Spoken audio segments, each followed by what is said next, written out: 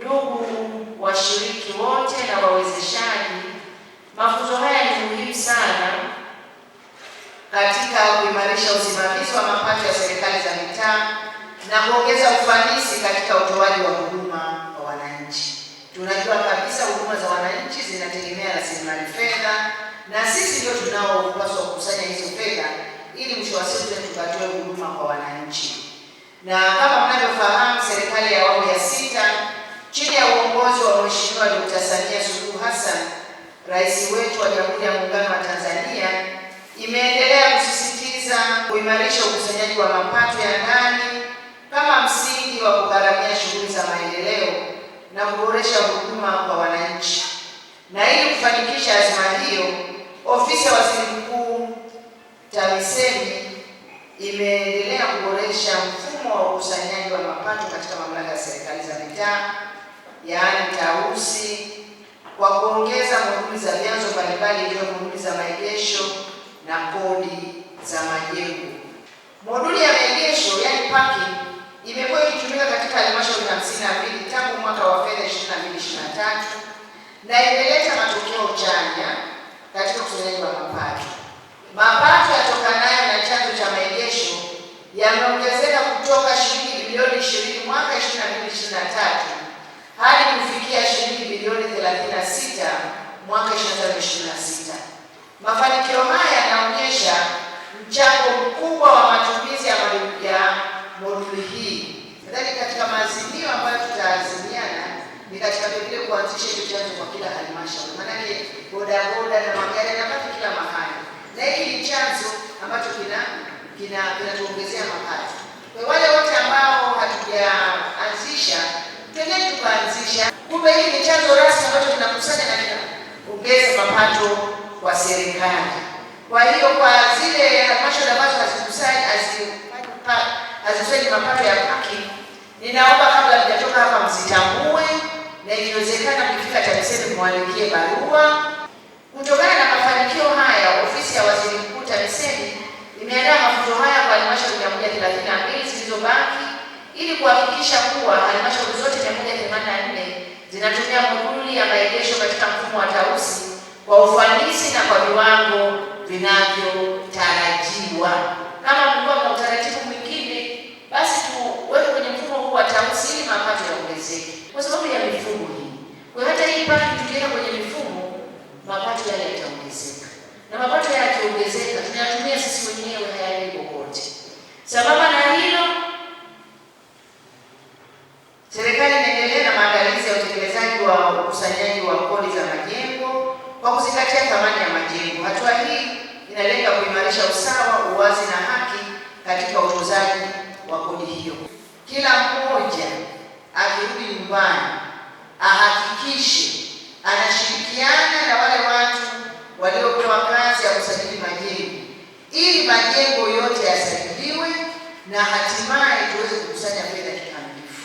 Kwa kabla ya kutoza kodi, lazima tubainishe thamani ya nini ya jengo ili tuweze kujua kwamba tunatoza kodi kwa utaratibu gani. Katika mafunzo haya mtapata fursa ya kupitia mwongozo huo kwa kina, na yawezekana mmeshaupitia, kujadili na kutoa maoni yanayosaidia kuboresha rasimu hiyo kabla ya kuanza kutumika rasmi. Aidha, katika mafunzo haya mtapata fursa ya kufundishwa kuhusu maboresho yaliyofanyika kwenye mfumo wa TAUSI uliounganishwa na mfumo wa anwani za makazi, yaani NAPA, katika utambuzi na usajili wa majengo. Pamoja na kukusanya, tunatakiwa tubuni vyanzo na tukontrol upotevu wa nini wa vyanzo. Lakini jamani, kusajili hizi nyumba na kwenye mfumo wa NAPA kuna gharama.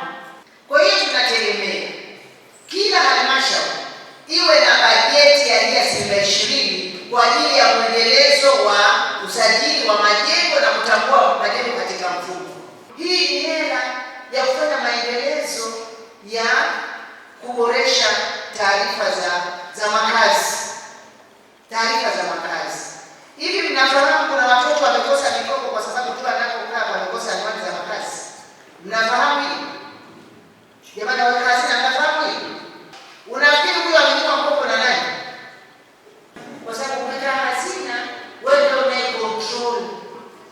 unamshauri mkurugenzi zile hela ungezitenga, na wakisha kwamba unashirikiana vizuri na wale wanaosajili kanuni za makazi, pote pamesajiliwa, nyumba zote zingesajiliwa, barabara zingesajiliwa, na zote zingekuwa na anwani, si ndivyo? Sasa waweka hazina, msinyime watoto wa vyuo vikuu. Kwa hiyo kutokana na umuhimu huu, niseme tu kwamba mkitoka hapa ni vyema kila mmoja akatoka na mpango kazi wake na bajeti ili aende akatekeleze. Aidha, ni matarajio yangu kuwa baada ya mafunzo haya kila mmoja wenu atakuwa balozi wa mabadiliko kwa kuhakikisha kuwa elimu na ujuzi mtakaopata utatumika ipasavyo katika halmashauri na mikoa yetu kwa manufaa ya serikali na wananchi.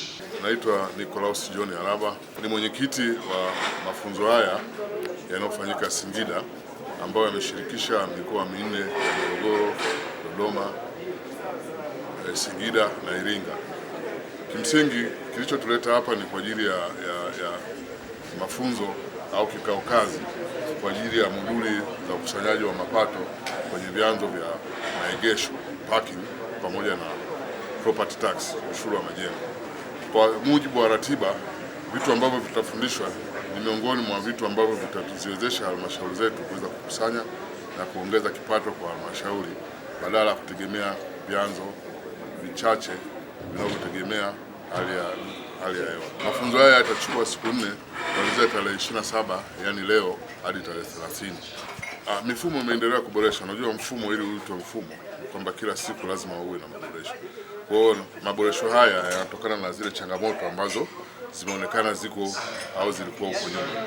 Kwa hiyo kinachofanyika hapa ni kuendelea kuboresha au kutatua zile changamoto na kuweka mikakati mizuri ya mifumo ili iweze kusaidia. Kwa hiyo tunategemea kwamba mapato haya yataongezeka kwa sababu vitu ambavyo vinafundishwa sasa vitatusaidia sisi katika kutekeleza wajibu mbalimbali kwenye maeneo yetu ya ukusanyaji. Naitwa Mjanja Hamis, ni mkaguzi wa ndani mkuu kutoka ofisi ya Waziri Mkuu TAMISEMI. Niko hapa katika manispaa ya Singida kwa ajili ya utoaji wa mafunzo ya ukusanyaji wa mapato na hasa katika vyanzo vikubwa viwili. Chanzo cha parking kwa maana ya maegesho ya magari pamoja na kodi ya majengo au property tax. Kwa nini vyanzo hivi tumeamua mahususi kuviwekea mkazo kwa maana ya kutoa mafunzo kwa halmashauri, kwa watumishi mbalimbali kutoka ngazi ya mamlaka ya serikali za mitaa? Ni kwa sababu vimekuwa na ufanisi mdogo katika kukusanya. Ukianza na parking, utakuta kwa nchi nzima ambapo tuna halmashauri 184, ni halmashauri 52 peke yake ndio ambazo zinakusanya parking. Utaona namna serikali inapopoteza mapato kwenye hizo halmashauri nyingine karibu 130 ambazo hazikusanyi hii ushuru wa maegesho. Kwa hiyo tunaweka mkazo kwa maana ya kuhakikisha tunawafundisha waweka hazina, wahasibu wa mapato pamoja na maafisa tehama mfumo huu au moduli ya ukusanyaji wa mapato yanayotokana na maegesho, ili baada ya mafunzo haya basi waende wakahakikishe kwamba ushuru huo unakusanywa kikamilifu ili tuweze kuongeza makusanyo na hivyo kuwezesha utoaji huduma kwa wananchi. Vivyo hivyo hata katika ushuru wa majengo kwa maana ya property tax bado hatujafanya vizuri. Kwa sasa hivi tumekuwa na makusanyo ya majengo yaliyogawanyika katika sehemu kubwa mbili. Ya kwanza ni mapato tunaokusanya kwa kutumia mita za luku ambao tunashirikiana na shirika la umeme Tanzania kwa maana ya TANESCO, zinakusanywa kupitia luku, then hizo pesa zinaletwa TAMISEMI na TAMISEMI inazigawa kwenda kwenye halmashauri husika.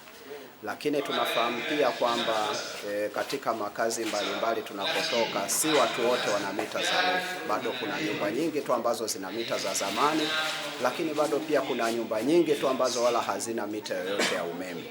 Kwa hiyo tuko hapa kwenye kuweka mkazo kuona namna ambavyo tunaweza tukashirikiana na Wizara ya Teknolojia teknolojia ya habari ili kuweza kuhakikisha kwamba kwa kutumia hii anwani ya makazi ambayo ina uwezo wa kutambua kila jengo mahali lilipo, lakini pamoja na hali ya jengo husika, inaweza ikatusaidia sasa kuhama pengine kutoka kwenye flat rate ambayo tunakusanya hiyo shilingi 10,000 kutoka kwenye luku na kuweza kuchaji property tax kulingana na thamani halisi ya jengo. Kwa tunaamini baada ya mafunzo haya na baada ya kuwa tumeboresha mifumo yetu ya TEHAMA katika ukusanyaji wa vyanzo hivi, tutakaporudi sasa uwandani kwa ajili ya kuhakikisha tunakusanya hivi vyanzo, mapato yetu yataongezeka kwa kiasi kikubwa sana, na hivyo tutaboresha ule utoaji wa huduma kwa wananchi ambao itakuwa ni utekelezaji wa jukumu la msingi la mamlaka za serikali za mitaa. Majina naitwa Charles Siamzaba, ni mhasibu kutoka Wizara ya Mawasiliano na Teknolojia ya Habari. Wizara ya Mawasiliano na Teknolojia ya Habari ipo katika mafunzo haya mahususi kabisa kwa lengo la kuwajengea uwezo wa shiriki wa mafunzo haya kuhusiana na mfumo wa anwani za makazi. Kwani mfumo huu wa anwani za makazi kwa sasa umeunganishwa na mfumo wa tausi. Kwa lengo kuu la uunganishaji huu ni kuongeza ufanisi wa utekelezaji wa hii mifumo miwili. Kwani kwa kiutekelezaji au kiutendaji mifumo hii inategemeana sana. Kwa hiyo Wizara ya Mawasiliano ipo hapa kwa lengo hilo la kuwajengea uwezo wa washiriki hawa ambao wapo kwenye mafunzo haya ya siku 4 kwenye hilo eneo la anwani za makazi. Kwa hiyo washiriki hao watapitishwa kwenye uelewa wa jumla wa mfumo wa anwani za makazi. Mfumo huu unafanya kazi vipi? Namna gani mfumo huu unafanya kazi kwa kushirikiana na mfumo wa tausi.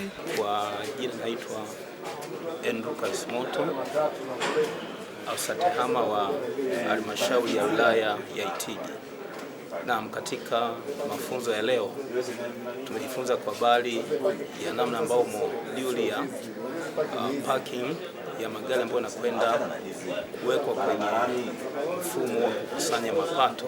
Kabla ya moduli kutokuwepo, tunaona kwamba upatikanaji wa mapato ulikuwa sio kwa kiwango kinachoridhisha sana, kwa sababu halmashauri ilikuwa inategemea baadhi ya vyanzo ambavyo ni vya msimu kama vile vya mazao kwa habari ya ukusanyaji wa mapato. Sasa katika chanzo hiki au moduli hii ya parking itaongeza mapato halmashauri, kwa sababu karibu kila halmashauri kuna magari ambayo yanapaki na yote yatatozwa, na kwa sababu hiyo kipato kitakuwa ni kikubwa, kwa sababu ni cha uhakika na ni cha mwaka mzima. Kwa jina naitwa Peter Lissus Bujenji, msimamizi wa fedha mkoa wa Dodoma. Nimekuja kujifunza hapa Singida mafunzo ya maegesho ya magari na mafunzo ya ukusanyo ya nyumba, yani property tax. Lengo kuu ilikuwa ni kuongeza mapato kwa halmashauri zetu ili ziweze kujitegemea katika uchumi na kuweza kuendesha shughuli mbalimbali katika halmashauri zetu.